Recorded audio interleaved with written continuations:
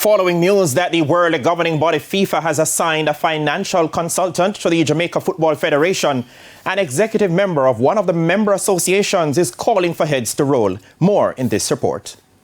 Confidence in the Jamaica Football Federation is arguably at an all-time low, according to Vice President of the Kingston and St. Andrew Football Association, KSAFA, Carvel Stewart. Stewart likened the local governing body's current financial situation to that of their Trinidad and Tobago counterparts. For me, the similarity would be in the gross mismanagement and the incompetence shown by this JFF leadership over the past up to 4 years. And really, football needs a break, football needs improvement.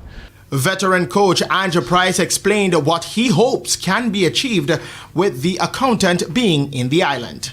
And I hope the fact that he is now here, that he will help put things in place, that proper information and documentation can be sent to the FIFA on a timely basis so that we can get the subvention that all member nations get to develop the sport. And Stewart believes the current administration is falling short of their core functions.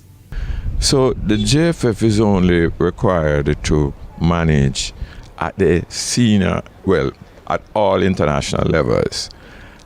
And they've totally failed in every respect.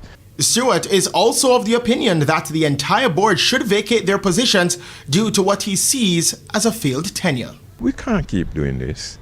We went, was it Suriname or one of those countries? And other people here had to pay for a charter to return the players back to Jamaica. And it created an issue because people wanted to know how they are going to return. They have jobs elsewhere and so on. So, no, man, it is more than time for them to go. With many different inefficiencies happening within the JFF, one may ask, how long will this administration stay in place? Christopher Scott, TVJ Sports.